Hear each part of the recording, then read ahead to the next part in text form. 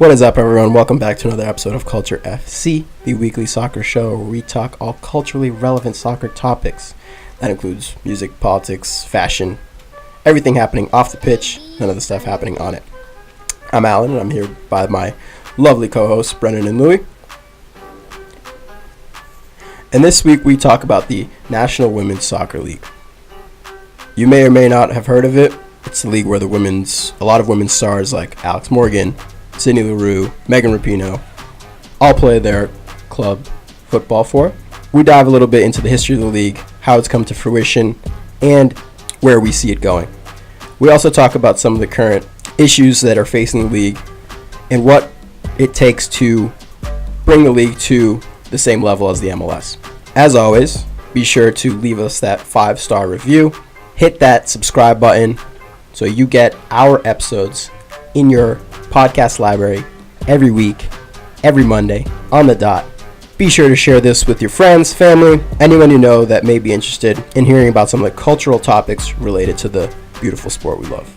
Also, be sure that you follow our Instagram at culturef.c. A lot of behind the scenes, pictures, videos, some cool stuff that you won't actually get to hear or see here in the podcast. And for those of you that actually like to see things visually, make sure that you subscribe to the Trebl YouTube channel. We post the video version of this podcast, so you'll get to see our beautiful faces every week. If you have any questions, comments, or concerns, be sure to leave us a comment in the comment section or email us at contact@treblwear.com. That is contact@treblwear.com. Now let's get into this week's episode.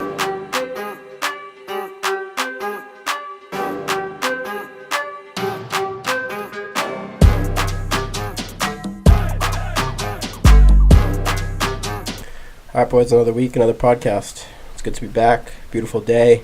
Weather's getting nicer. Oh, yeah. I think I'm going to go for a run today. It's like so nice out. Oh, look at you. Yeah. Going for runs. Yeah. Not me. Oh. Not me. Okay, this week we're actually bringing back the 3 weekly talking points before the episode. I think some people have missed that. Catch them up on some culturally relevant soccer news. So, Lou, you want to start us off today? Hell yeah, I do. All right. So, first one, this one's very interesting because if you've ever played soccer in your life, you've owned a pair of Sambas. Is that a fair statement to make? I'm pretty sure everyone has owned a pair of Sambas if you've played soccer. Really, dude? I don't think I have. Wow, jeez, that's sad. Well, it's like but I agree staple. that most people have. I just don't think I have. And like the most common soccer shoe I can ever think of you is think of that, an it's like Adidas that. Samba. Yeah, and the Samba, yeah. So That isn't a cleat. It's let's like say a the Adidas vast Samba. majority of people who've played soccer have owned a Samba. And recently, the Samba's kind of stayed the same throughout most of its existence, but recently Adidas created a prime knit version of the Samba, and it is so good looking that I can't wait to get my hands on one. Yeah, you sent us the picture of it the other day. I hadn't seen it, and it's so dope. I love the prime knit stuff. Yeah. Like in general, it's super futuristic, like anything that you put it on.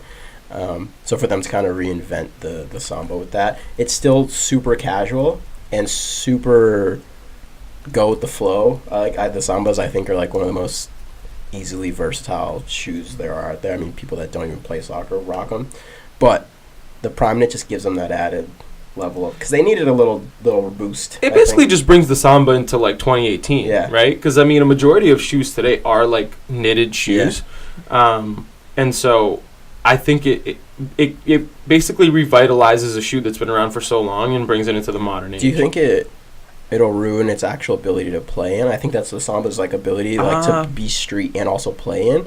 I don't know how the prime knit holds up in terms of like quick cuts, because that's what indoor is a lot. I mean, it's a lot of quick kind of side to side movements. I wonder if it's kind of going away from that though, because to me the prime knit, when I think of that, it's like some running shoes have that, but you're not really have to worry about side to side movement. There's no contact either when you're running. It's just kind of just that forward momentum. Yeah, I think it must just be for style because, you know, I have my pair of Sambas are super durable. I've had them for years and years and years, and they're so durable. Yeah. I don't know. I think they might. I think they're doing it just for the appeal. for the appeal, like the look of it, the style. But something I actually just read, I didn't know this, but the Samba is Adidas' second best-selling shoe of all time after the Stan Smith. Wow, I believe that. I can totally believe it. I just didn't know, like, yeah, no, that's crazy. I mean, yeah, no, that's huge. I will say that I think it would be affected by soccer. I played in shoes that have like the kind of knit, and it's just the thickness of the material is not there enough to like. I mean, you guys, your foot slips around too much. Yeah, there's not enough hold. But what about the touch, though? Is my question. Like, does it feel more natural because I guess it would feel a little bit more natural because there's not as much material there, so you have better ball feel. But I just feel like when you make contact with the ball, there's not a lot of material, unless like you're used to playing like bare feet, which you guys are. But I feel like I'd get it, but I probably wouldn't use it so much. Yeah. Oh no, if I bought these, once I buy these, I wouldn't. Yeah, I wouldn't want to put the. I'm not going to be playing in the actual mileage on them like that. Yeah. Like to. But they are sick. Yeah. Moving on to the second bit of news for the. Sorry, I'm just reading a quick review on the Adidas website. Yeah. The sole is the correct size, same as the regular Samba, but the knitted material has zero support and stretches so much they don't even stay on my feet. Yeah. It's like walking around in flip-flops. The laces just for show. No amount of tightening will secure these to your feet. If you walk more than 20 steps a day, this is not a great option. More than 20 steps a day? I'm keeping him since I'm a bit of a collector, but probably won't wear them much out of the house. God damn, this dude just ripped into him. Then the only other review is the Prime Knit upper is super comfortable. Your foot slips right in, yet with the adjusting of the laces, they'll stay on all day. Oh, so take it with a grain of salt, guys. Yeah. Will I buy them? Probably. I will let you know once I buy mine. Better than leaving like a 1-star review for shipping. I hate when people leave reviews for something that has nothing to do with the product. It's like you can't get them now. It took 5 days instead of 3 days to get them here. Yeah, that might just be your freaking UPS guy. Yeah, right. Just tell me how the thing holds up. But they're the biggest size is 8 right now. So that's it. They already sold out. Yeah, they only have. That's great. It's 5. Oh wait, no. The white ones go up to 9.5. Ooh, 9.5. Oh, and the black one, no. And the black ones only go up to an 8. All right. I always wanted a pair of white Sambas. I might have to check your eBays. You can check out right now, dude, during the podcast. So moving along to the second bit of news for this week. Hurley creates World Cup inspired shorts. Really? And this is super cool because Nike actually bought Hurley a few years back, and for those of you guys who don't know Hurley is the surfing brand, and they've always made really cool surfing stuff. I've known about them for a little while because I used to pretend like I liked surfing until I actually went surfing and almost died. But it's actually really cool. So basically, they took all of Nike's World Cup teams that they make jerseys for and basically created corresponding shorts for them, like board shorts. And they kind of followed the same pattern as the jerseys that Nike had created for each of these teams. So, for example, like the USA ones are navy, and they have the lighter blue stripes across the same way that the new Nike US jerseys have. The Nigeria ones have that same amazing pattern that are on the jersey, except that I don't like how they have like 2 bars that say Niger. I don't know what it means, but it kind of breaks up the pattern, so I dislike that part. But it's really cool just because I love seeing brands that have really nothing to do with soccer be inspired by soccer. Sure, you could say that they are part of Nike now, so it is kind of the same thing. But at the same time, they are a surf brand. You know, they really don't usually have much to do with soccer, but it's just kind of cool that they did it. I saw leaked images of they were supposed to come out with Brazil ones. They didn't, disappointingly, but they look dope. But the Australia one is my favorite one. The Australia one's sick. I love the pattern on it. Yeah. It's kind of like the waves or whatever they inspired. But they're like $65, which for board shorts, that's kind of in the ballpark of like premium kind of board shorts. But they're dope. I really liked them. I wish they came out with a Brazil one. I probably would have bought them. The USA ones they're decent, but they have a couple T-shirts too. Yeah, they made shirts that correspond with them. The shirts are 100% cotton and $40. Wow. So probably not gonna get any of those. Although I do like the lettering, the font on the back. Yeah, looks kind of West Coast. Yeah, and we'll throw all the links for this guys in the show notes, so no worries. You can kind of follow along as we're talking about peruse at your leisure. Yeah, $65, dude. No. I can't do that. Yeah. Well, I don't go to the beach, and like if I were a surfer, bro, and I was just at the beach, But even then, like I'd go buy a pair of Patagonia baggies for $55. I don't know if I'd surf in those. Oh, I would. Really? Yeah, dude. They come with a liner. They're bathing suits. Yeah, no, I know. Okay. So yeah, moving on to the third and final topic before we get into the main show. Raheem Sterling kind of is following on this recent trend of pro footballers, and he hopped on to YouTube. So he is now a YouTuber officially. He has two Whoa, my bad. Wait, just clicked on one of the videos. He has 2 videos up on his channel. And interestingly enough, his first 2 videos, he partnered up with KSI, which is like the most famous FIFA YouTuber. He's kind of the first guy that hopped into the FIFA YouTube scene. If you haven't listened to our FIFA episode, go back and listen to that because it was a good one. But yeah, I think it's pretty interesting and cool to see him not only kind of getting into the YouTube scene, but also immediately jumping into kind of one of the heavyweights in the YouTube network. And it's really cool to see because it's he's not the first, because I think the first YouTube soccer football star that I know of was Marcelo from Real Madrid. He created a channel last summer, and he's been trying to up his personal brand through YouTube. And you actually see this with a lot of different people trying to, they see the power of YouTube in personal branding and stuff like that, and they are really trying to, create their personal brand outside of just football. So maybe that once they leave football, they have something to fall back on or something to build their brands with, right? So it's really cool to see these players trying to leave their little space to expand into the greater pop culture realm.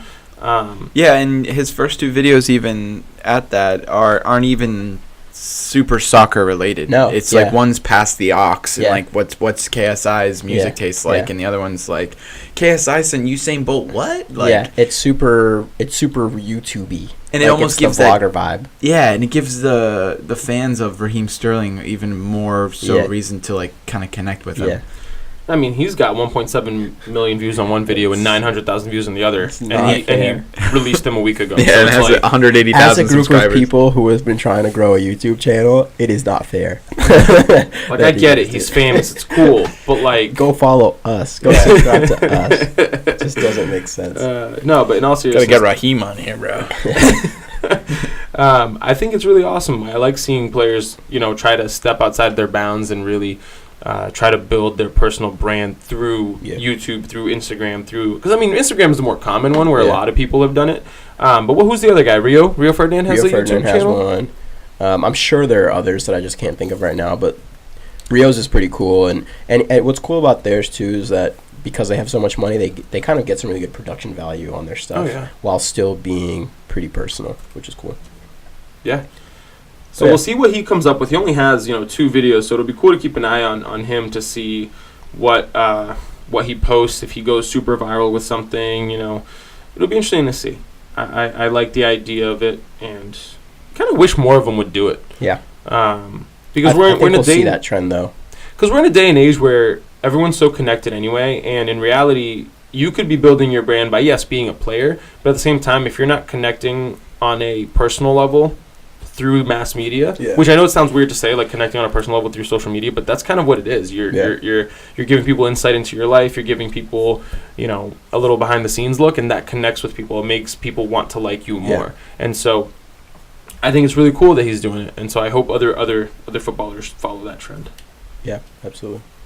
But okay, being that we're all set with the topics of the week, let's jump into the episode. Start talking some NWSL. Yeah, so the goal for this episode is really to cover a little bit of the history of the NWSL and actually women's professional soccer in general, as well as highlighting what makes the NWSL different from these other women's professional leagues that have existed in the past in the U.S. that just didn't work out. So, for those of you who don't know, the NWSL is the National Women's Soccer League. It is the highest level of professional soccer for women in the United States. They currently have 9 teams, with the Boston Breakers unfortunately folding this past year, which is a little sad because I know you had some connections with them. You worked for their academy, basically. You were a coach for the younger girls and their academy. Kind kind of sad to see a team fold so close to us. It was really, right down the street from us, 20 minutes down the street. We could have gone to a game and all this stuff, and now they're gone. And they had been one of the longest-standing franchises in women's professional soccer. They had been in every iteration of women's professional soccer in the U.S. They've been a part of it. They've been existing for a while. We had a good friend, Bella, who played for them, and so it's really sad to see them fold. Yeah. We were even toying with the idea of buying season tickets. We were toying with the ideas of buying season tickets. They collapsed soon after that. Yeah, it was a week, a couple, actually. a couple days later. Don't blame us for it. But that being said, the NWSL does still boast some of the world's best players. For example, you have Marta, the Brazil legend, who has won 5 Best Player in the World awards in a row. Was it in a row? I'm not sure. But she won 5 Best Player in the World. And then you have all of the different standouts of the U.S. women's national team. Alex Morgan, Megan Rapinoe, Carly Lloyd, et cetera, et cetera, et cetera. They all play in the NWSL, not to mention Christine Sinclair from Canada. They really put a good product on the pitch. So I kind of want to dive right into the history of women's professional soccer. And so back in 2001, the WUSA, or the WUSA, played 3 full seasons before it got suspended in 2003. So this was I believe the first attempt at a women's professional league in the United States.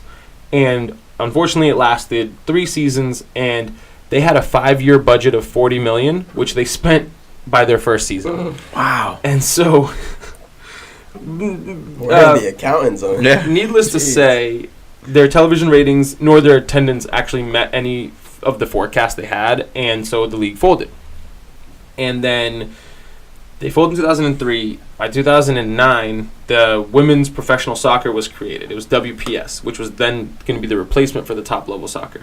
And this one looked like it had a lot more promise. There were a lot more teams. There were some, more millionaire owners. And then through some legal battles with an owner of Magic Jack, which, side note, the guy bought a team. He renamed it from, I think it was the Western New York Flash, and renamed them Magic Jack, if I'm not mistaken. I could be wrong about which team he renamed. But he renamed it after a product. So they were known as the Magic Jack. They weren't known as, it wasn't Magic Jacks. It was literally the Magic Jack. What is a Magic Jack? Magic Jack is a voice-over-the-internet protocol service. So, in other words, I don't know if anyone knows about pyramid schemes, but several pyramid schemes have been built on top of VoIP services. Yeah. And Magic Jack, I'm not saying they were a pyramid scheme, but they were a VoIP service. And so they had a huge legal issue with the owner of the Magic Jack. It sounds so wrong to say. They are not a team. You cannot call your team Magic Jack. But okay, basically through that, and not to mention, they had a bunch of other issues in terms of financial issues, and they ended up folding in 2012. But then, shortly thereafter, they created the National Women's Soccer League, which is what we're talking about today.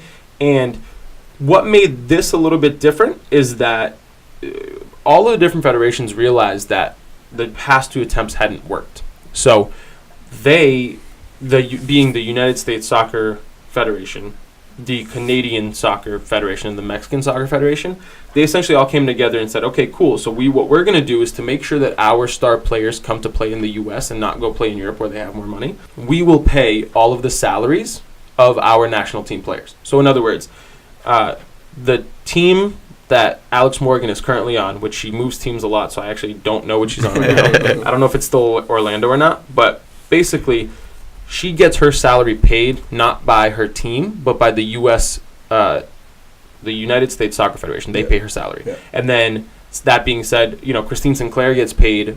She plays on the Thorns, but the Thorns don't pay her. Yeah. The Canadian Soccer Federation pays her salary. So that's one of the main reasons that makes this different from the other attempts at a league. It's kind of what kept them alive. It is what kept them alive over the past couple years. And able to attract these star players. Which was actually a huge issue, because financially before, there was no intervention from any federation. It was just an issue of, okay, here's the league, you guys are the millionaire owners, you take care of everything. Right. And unfortunately, a lot of the times, maybe the U.S. wasn't ready for it yet, but owners were pouring money into these teams and they just weren't getting the return they were looking for. And so that on top of financial issues caused it to fold. And so... sorry. She's on the Pride, but she's on loan right now. It says in 2017, maybe so that this 2018 season, maybe she's back, but she was in Lyon. Yeah, that's common for women's leagues. To get competition throughout the year, you kind of Just move around? Yeah, I know a lot of players go out into Australia when the US league is out. Yep. Go to Australia, play there, stay there for a little bit, come back. Just because I think the league is shorter, just because there are fewer teams. Because there are only 9 teams, they play. I think they only play something like 20 games or something like that. Right. So which For isn't really that a long. pro player, you kind of need to be playing a little bit more. Oh, very cool. Kind of So get it's to explore actually the world. Yeah. Yeah. And so, for example, like she scored for Lyon, and they made it to the Champions League final for women's, I believe, if I'm not mistaken. And a lot of players, like Al said, they do go overseas to play like another season after their season's over, just because the NWSL season is a little shorter. And they just hustle hard. Yeah. Also hardcore, man. They gotta make a living. I always find it crazy, though, side note, that like players for the U.S. women's national team, they play so many more games than men do in the national team. So you'll have players who have like 300 caps for the national team, and you're like, yo, like men, if you get 100 caps as a man, you're already like, yo, that's a lot. Yeah. But women, they'll hit like 200 easy. Just because they play so many games. Yeah. Alex Morgan has 85 goals from, 2010 United States, like on. Yeah. Currently right now. And then she had 5 goals for the United States under-20 team. Let's go, Alex Morgan. We just broke a rule a little bit, but it's okay. It's all right. We're supplementing historical facts. Yeah, historical facts. So the other thing that the NWSL did that was major and very different from what other past leagues had done is that they actually got into an agreement with Lifetime and created a historic partnership in 2017 where a majority of their games will be streamed on Lifetime. So that's huge. For any league to have a television deal is already big, but to have a television deal with a channel that is basically in everybody's home, making it so easily accessible, was huge for them. So that is something that I actually don't even know if the MLS has such a good deal. It's different because this is a deal with Lifetime and MLS has a deal with ESPN and Fox Sports, but I think that it's very, in terms of a more comprehensive deal, it seems to me, I could do a little more research, but I think the NWSL has a better deal because a majority of their games are streamed on Lifetime. Every Sunday there will be a game from the NWSL on Lifetime. Yeah. And so that accessibility is very different than what other past leagues have done. Correction, the NWSL, they play a 24-game regular season, so still not that much, short, but still relatively short. It was really great because I actually got exposed to the first time actually watching club level professional soccer through this deal for women's. I remember seeing, I think it was Chicago versus, I can't remember who Chicago. This was last year, Chicago versus someone in like the quarterfinals, semifinals, of the playoffs, whatever it was. But that was kind of my first experience. And it was cool because it was just on a channel that basically everyone gets. So I kind of got to get a taste of women's soccer through that. Where I think before this deal it was a lot more difficult to be able to watch a women's professional game that wasn't international level. Right. Like I had actually, back in 2015, I went up to Montreal because the Women's World Cup in 2015 was in Canada. Mm-hmm. So I went up to Montreal and we actually caught a Brazil-Spain game up there. It was really cool. It was awesome to get to see. It was really cool to support my country in a different way. You know what I mean? But funny that you mentioned the way that you got exposed to... What's your country? Brazil. Oh, I didn't know if you were supporting the U.S. Or Wait a minute. Yeah. I will say, I think I actually do support... I support the U.S. women's national team more than I support the men's national team. Yeah. Just because the men's national team have not been great, and the U.S. women have been the best national team in the country, or in the world, sorry.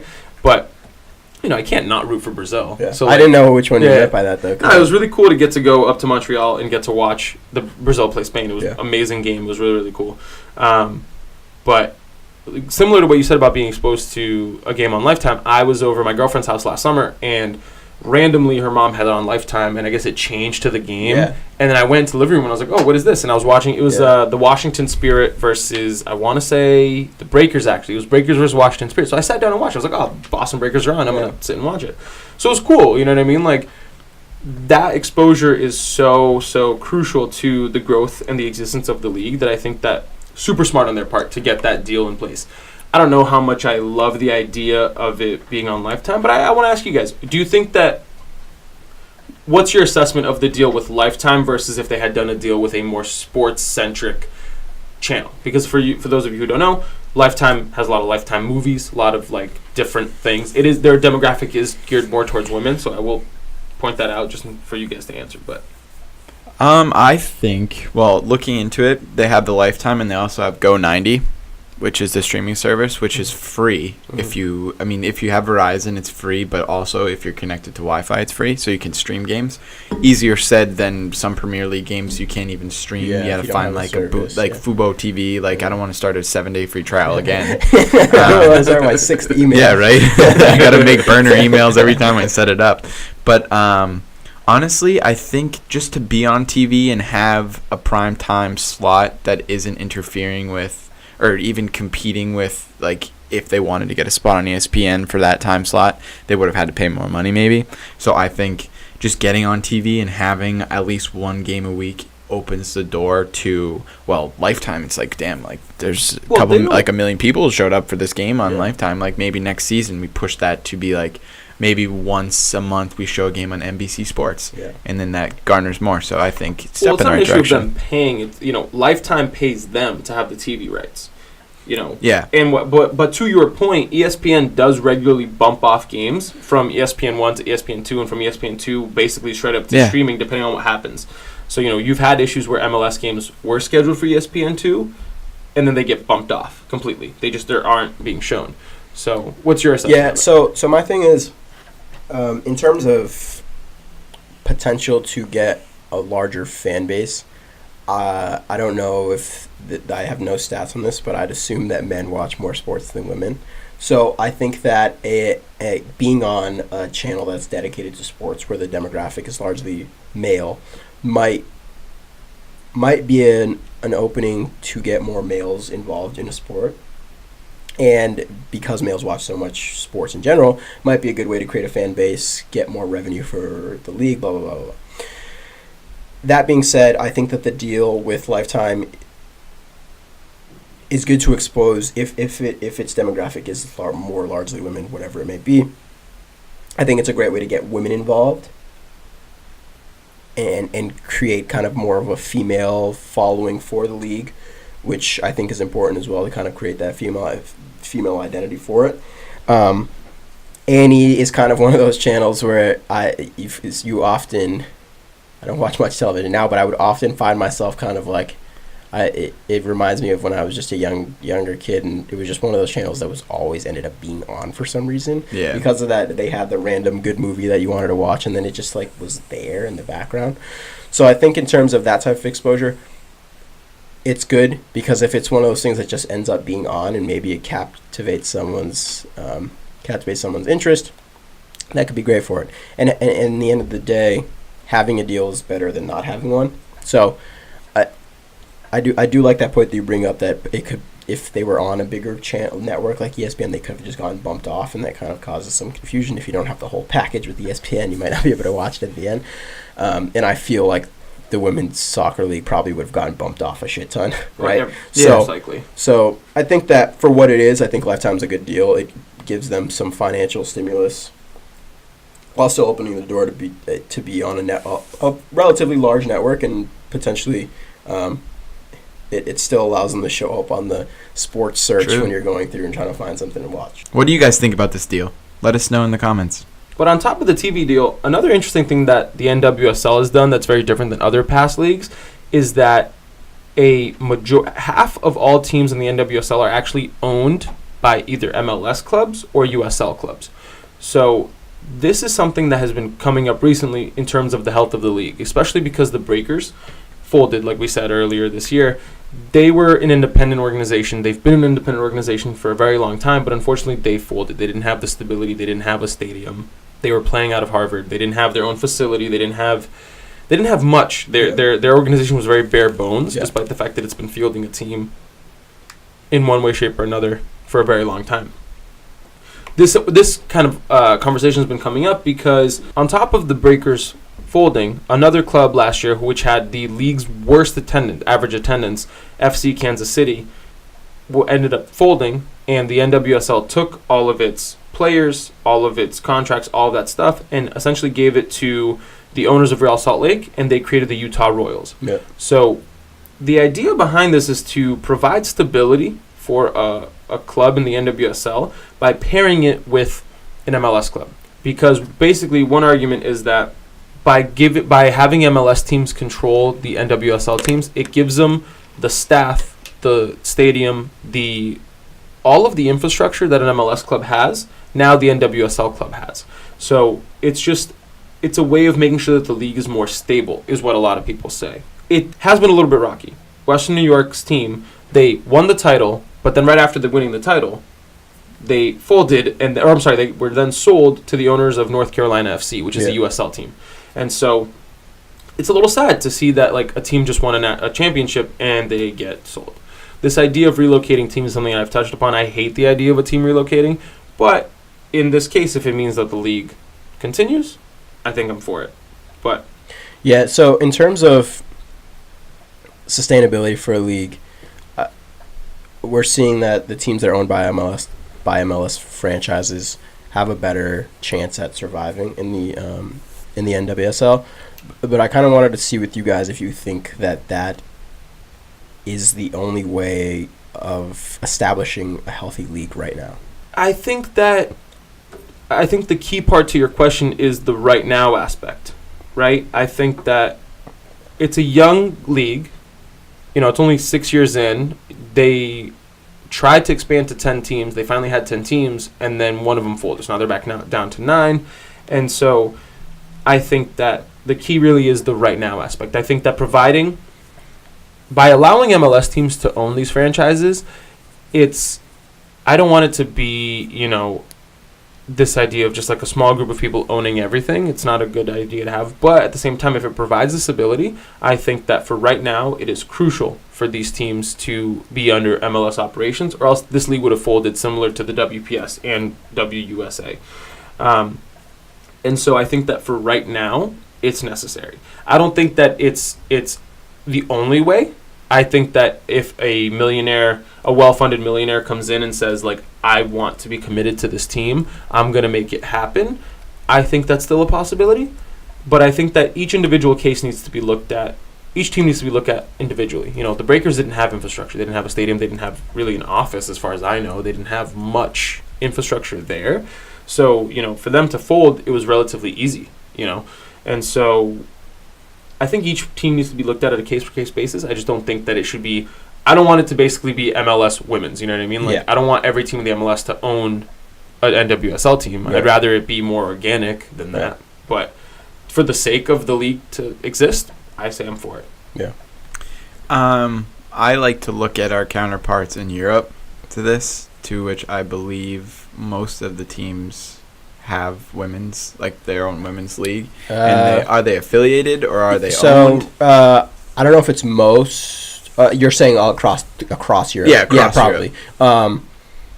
They are owned. I think every professional men's team, if there is a women's team, it's associated to the men's team. It was established under the same umbrella. Yep. But to Louis' point, I'm not sure I want that to be the only way.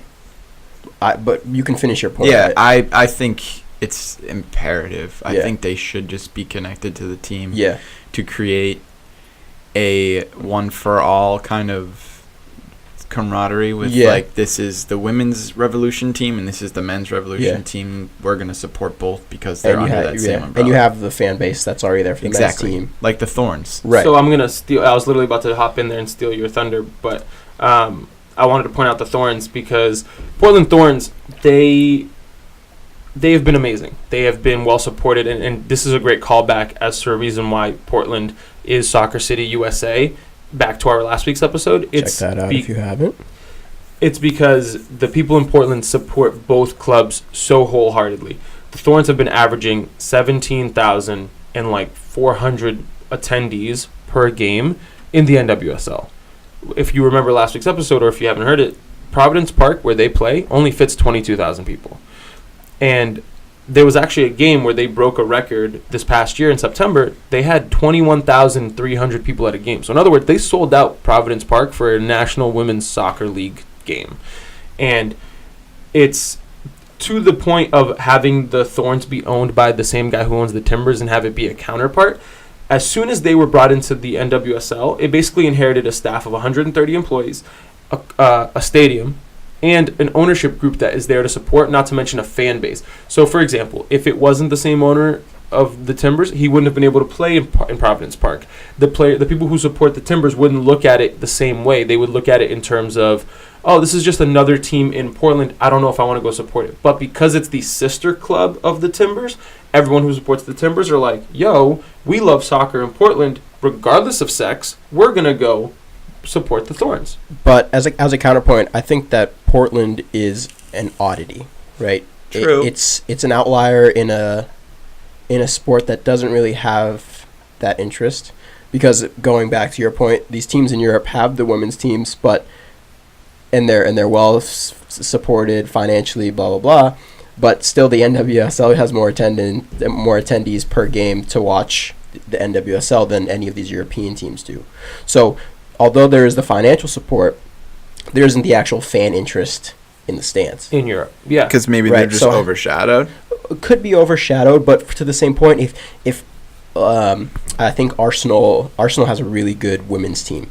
Arsenal has a pretty big fan base worldwide, but yet you almost never hear anything about Arsenal women's, even though they are relatively successful, right? So if you're looking at the numbers versus what trickles down into how many fans from Arsenal's fan base goes and support the women's league, I don't know if there's a correlation between having the MLS team as the financial backer or the support there actually relates to how many of them are then going to go and support the women's team. Just because it is Soccer City, USA, you'd think. Right, I think that Portland is an is. oddity because the people there do love the sport so much, whether it's male, female, regardless.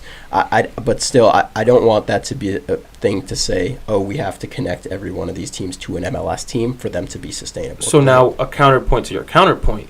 Orlando Pride, they are the team owned by Orlando City. They have the second highest average attendance of all NWSL teams. So they average around 8,600, I believe, attendees per game. And they've been fielding a super strong team. They have Marta, they had Alex Morgan, they have now Sydney Leroux. They have a lot of big time players, and they've been not only sustaining that average attendance, but they are one of the first clubs that have been profitable since day one. They didn't have to take money from the league the first year. They didn't need that kind of stuff. They've been profitable for the first season and the second season, and now they're entering their third season, I believe, and they've still been profitable, averaging almost 9,000 people per game. And their stadium also fits something around like 25,000 people per. Or They play in Orlando. They play in the Orlando City Stadium, and so that is that other thing of I don't know if it's just Portland, right? I think that you are seeing that in Portland. It definitely is an oddity because they're averaging league high attendance. At 17,000 people. That's crazy. To put this into perspective, guys. Crowds like the one in Portland is unheard of. They average the exact number is 17,653. That's more than 15 NBA teams. That's more than 13 NHL teams. Wow. And it's more than one Major League Baseball team. What Major League Baseball team, do you know? No, it doesn't say.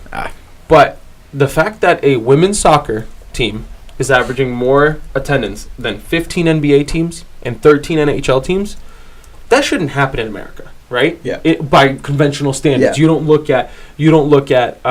No one used to consider women's sports unless it was in the Olympics, right? Yeah. But as we've seen, the U.S. women's national team is by far the best national team in history. 3 World Cups. They've been great historically, even without a real league in the U.S. for so long.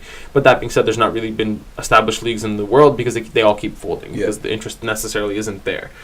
But I really love what Alan said as a segue about the, NWSL averages more average attendance than any other women's league in the world. Right. And so to your point, you have these teams in England you have these clubs in England who each have their own, they field women's teams, but the support isn't there. For some reason in England, I don't think that people view, like if you support Arsenal, I doubt you're going to, you might go to the Emirates to watch Arsenal men's play, but you're not going to go to the Emirates to watch women's play. I don't think that's a thing that people do.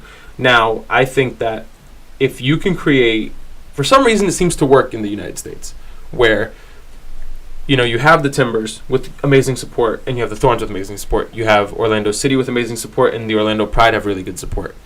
And I don't know. I think that it's an interesting thing to see develop. So in terms of growing the league as a whole, to put it into a little bit more perspective, yes, they've been averaging, the Thorns have averaged more than these teams, but the league itself isn't far off from the WNBA. The WNBA averages about 7,700 attendees per game in 2017, whereas the NWSL, they average about 5,000 in 2017. And the other interesting thing to note is that since its inception of the NWSL, every year there's been an increase, except for 2017, where the attendance was down slightly from 2016. So that point is interesting to me because the WNBA doesn't have an association between men and women's teams, do they? Or there is some ownership that overlaps.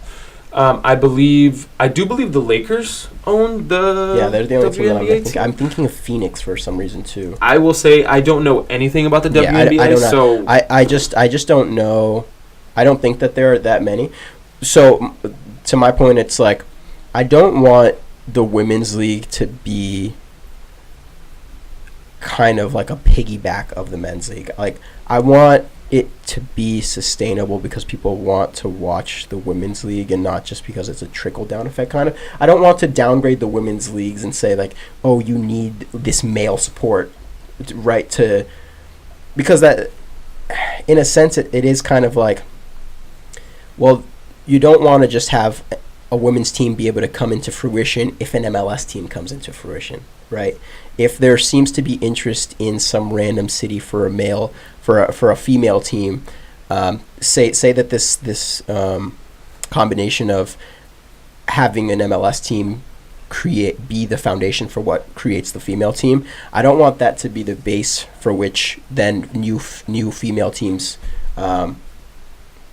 have to go through to be able to establish themselves as a team. So if some random team in Sacramento wants to come to fruition, but there's no MLS team there, so their chance of being put into the league or put into the league at all into the NWSL is significantly cut.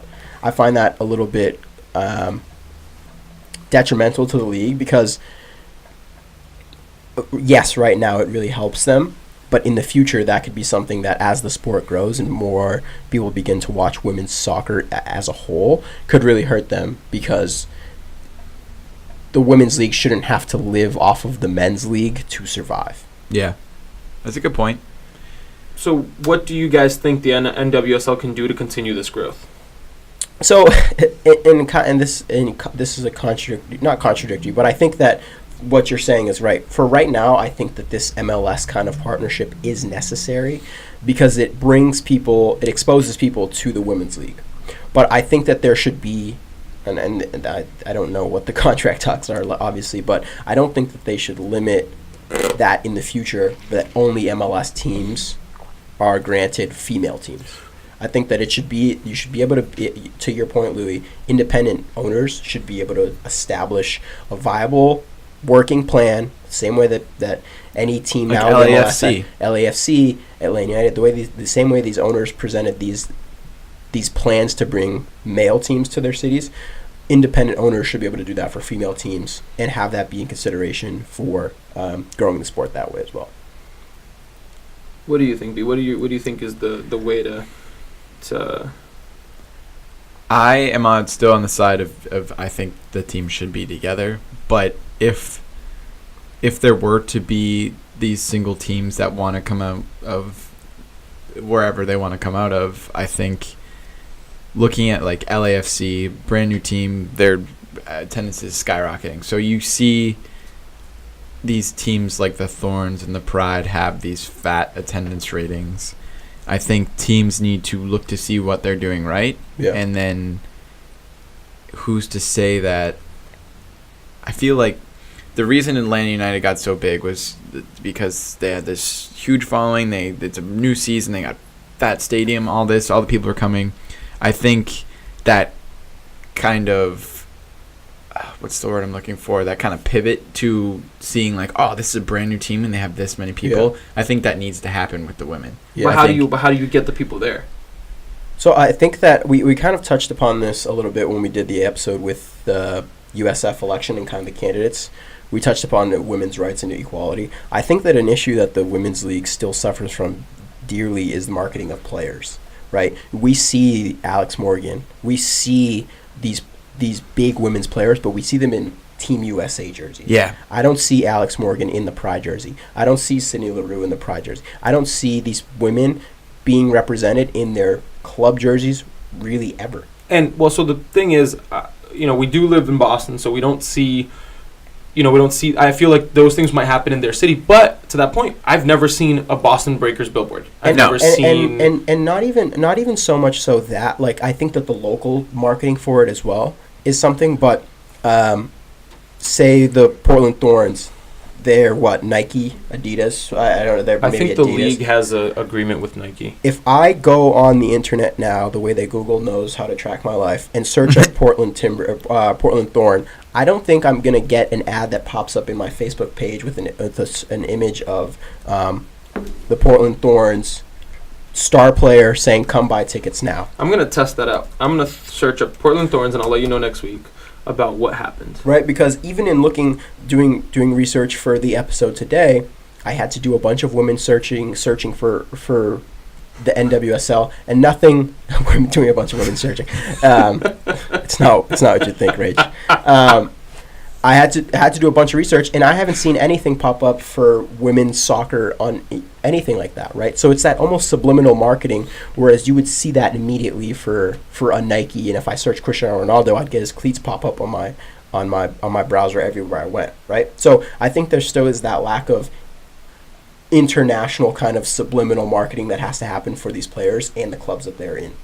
I think your point is huge. I think that we, like you said, we did touch upon this in the USSF episode. Phenomenal episode. Go check it out. I think that it's a big point. It's a big part of it. People love to support stories. So if you have a young star, if you have a budding star, you can play those stories through. And so Lifetime should be doing a little bit more. The NWSL should be doing a little bit more in terms of playing out these stories. You know what I mean? Look at how important LeBron has been to the NBA. Fucking despise LeBron. I hate the fact that ESPN, the guy will sneeze and they'll put him sneezing as the number one play of the day. It's just absurd. But that being said, the LeBron story has carried the NBA throughout his time in the league. It's made the NBA the second most popular sport in America, and those narratives are so crucial to it's the reason why people love sports is the drama. So build up the drama, build up the stories. And the women's soccer league, or the national team, produces more young stars than the men's does, because anytime I'm guiltily, I do not watch the women's national team that much, but anytime I turn it on and I see a highlight, there's a new young star, this new girl who's come up out of nowhere, and she's scoring 3 goals a game, right? Well, you have these young players like Mallory Pugh and like Lindsey Horan, and you have all these younger players who are just lighting it up for the U.S. women's national team, right? And they do play in the NWSL. And looking through the rosters of NWSL teams, they are littered with potential young stars. So to harp on it again, the NWSL, I believe, needs to play on those narratives of each of those players. Absolutely. Build I up shouldn't that just see story. them in the women's national team jersey. I shouldn't just see them being highlighted through that venue. I should be seeing them through their local club. Yeah, because we already know the U.S. women's national team is a top-tier, unstoppable force. Right. We want to see what they do during their normal job. Absolutely. You know. So I have some bad news. I looked up the Portland Thorns website, and it's actually just the Timbers website / Thorns FC. So I don't like that. And the only thing it says it's just an offshoot of their website. So I don't like that. It's like relegating and that's the problem it that to I'm seeing that I would imagine being the issue of only propagating women's teams through MLS teams, is that then you become just the little sibling of this male-dominated sport, which it shouldn't be like that. I think that if you are going to have a conjunction of teams under an umbrella, have them have their own still identity. Which is weird, because you would think that the Thorns do. They have their own logo, they have their own stuff. But if I can't even get on their website, and I have to go through to timbers.com / Thorns FC, and it's the MLS websites are all linked together to other MLS teams. Yeah. So it's like same thing with the Pride. Same thing You with the go- Pride. you go to right? Pride. So that's not cool. They should have their. I can sort of see why they're doing it because it allows you to see it through the MLS website. But for example, I see the idea being if I'm on the Timbers website, I might click on Thorns website. But at the same time, it's like I won't. If I'm on the Timbers website, I'm looking for Timbers information. If I want Thorns information, I'm going to see Thorns information. They should be treated as separate entities completely. You should be able to find out that they're under this umbrella, but you shouldn't have to go through the men's team to find out about the women's team. Right. But I think that one thing that we didn't mention about the Thorns, and I know we're just harping a lot about the Thorns in Portland, and it seems like we have a huge hard-on for Portland, but we're just going to continue it.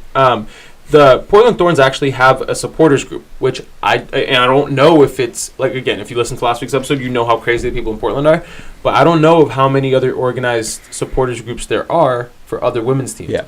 And that's a big, big portion of it because, they are the ones who really, really drive attendance because they're the ones out there in the community talking to friends, bringing friends to tailgates, bringing friends to all of these things. Back to the original question of what do I think the NWSL can do to continue its growth, I think one of the big ones is put faith in supporters groups, allow supporters groups to happen, create supporters groups. Yep. That is a huge, huge contributing factor to attendance. And on top of also the narrative. But I think I want to end on this final question is, can the NWSL ever reach MLS levels of popularity? Absolutely. I think often overlooked, and it's an issue of this kind of marketing thing, is that it's like kind of crude to say, but men love the idea of following a really hot star, right? So any guy knows an Alex Morgan, right? But you don't get to see Alex Morgan play unless it's the women's national team. But I'm sure that you would get more fans if if she was promoted through the Pride and shown more as a star. The same way that women watch Cristiano Ronaldo just because he is so beautiful, right? I'll admit that. He is beautiful, man. I mean, him taking his shirt off this last night yesterday for his you goal see those 6 packs? is amazing. Holy right? shit. So 8 packs. It's not to sexualize these players, but it's not.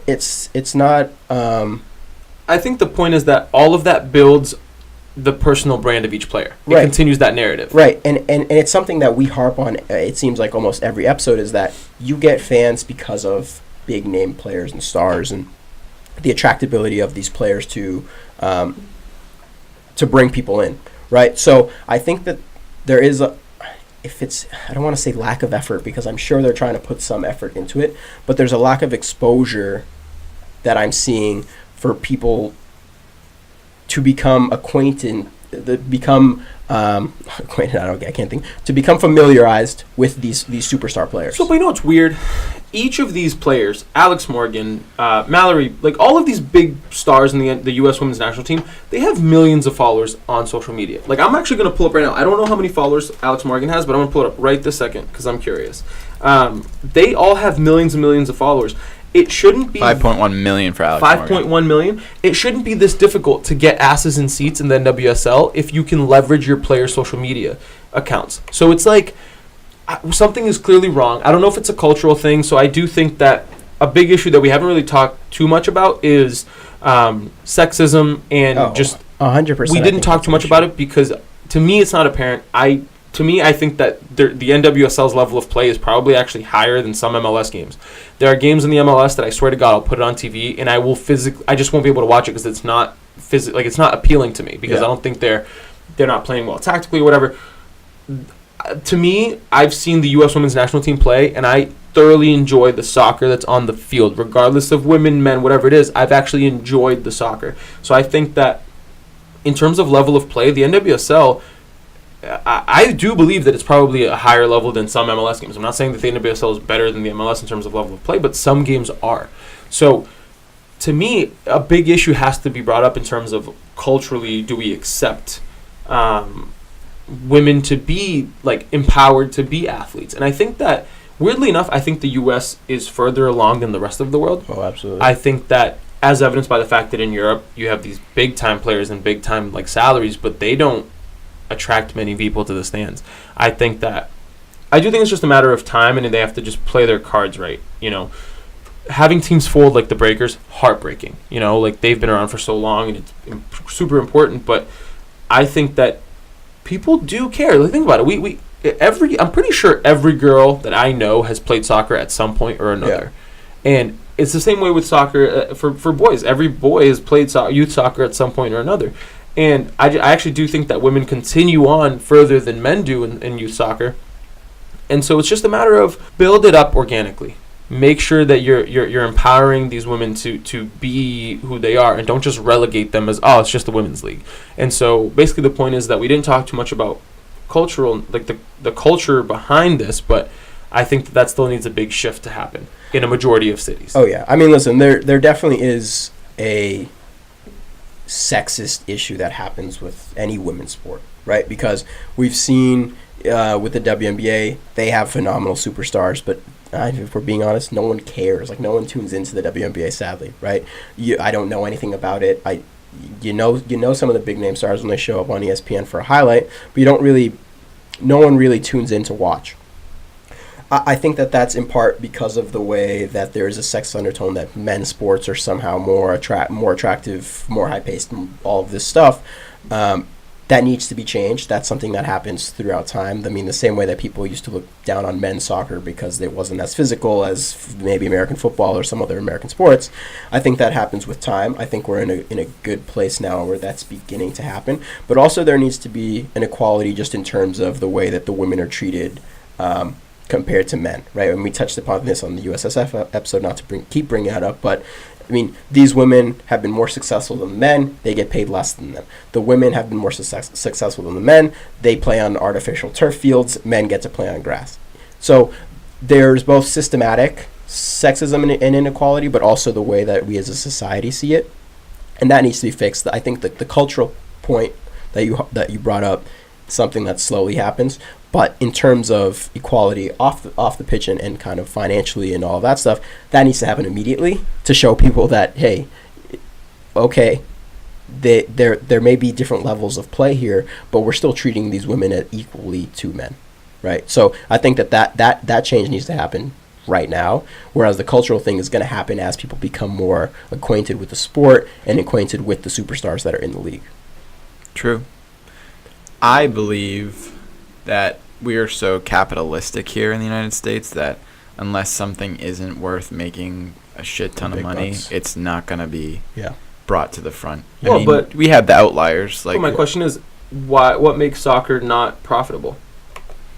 Well, I think he's saying in terms of just women's sports, like if no one's showing up to watch them, eventually this subsidization is going to have to end, right? Because then you're taking money out, you're putting in more than you're getting out, and from a capitalistic standpoint, no business is going to run. Well, but that's not true. To an extent, right? Orlando Pride, they've been successful since day one. They don't rely on money from the league anymore, so they've been but overall as a whole league, do you think they're profitable? I do think this league is profitable through not only the subsidies of the salaries, which that can be an issue of. So back to now, if we're paying women's players equally to men, would the league be profitable? Across the board, I don't know, because I don't know these figures. I don't know. Yeah. I do know that some MLS players don't make all that much. Yeah. So I don't know. But because I'm just thinking right now they're subsidized, but it's also they're only subsidizing the national team players. But those national team players, the Alex Morgan $5-point-something million, should be making a ridiculous amount of money. She makes $5 million through endorsements. Her salary. But I'm saying salary-wise, like think of her compared to another player of her quality on the men's side. She could fold a league by herself.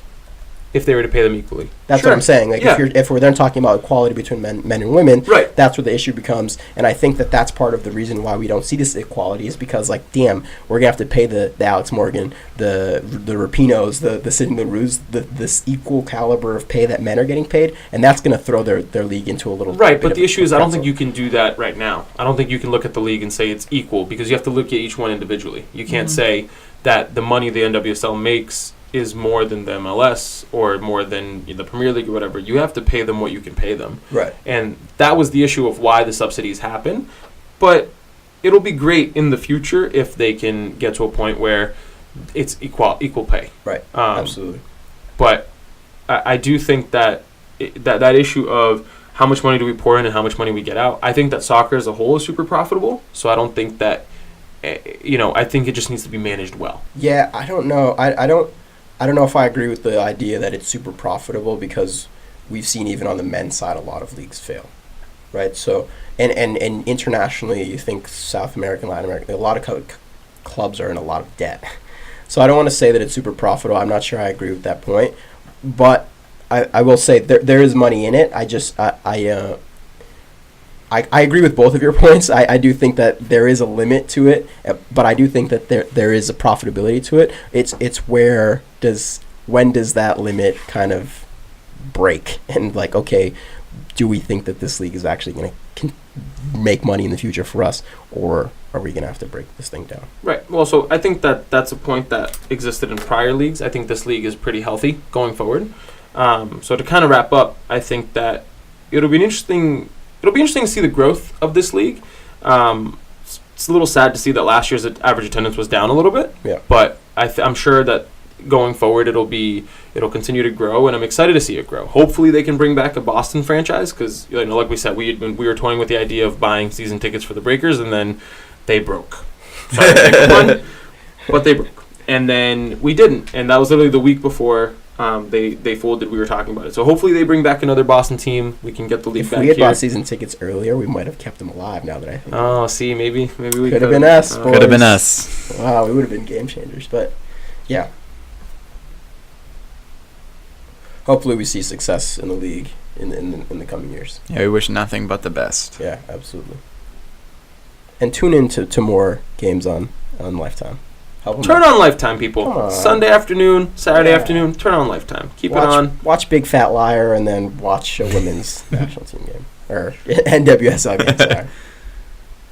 So there you have it, guys. Another amazing episode of Culture FC. It was really cool to get to do a deep dive on the NWSL and about what makes it different from past leagues, and really get to see where it's been and where it's going. Hopefully it continues its strong growth, and it becomes a force in American soccer. Be sure to tune in next week when we cover another amazing topic, and don't forget to leave us that 5-star review on your favorite podcast app. And we'll see you next week.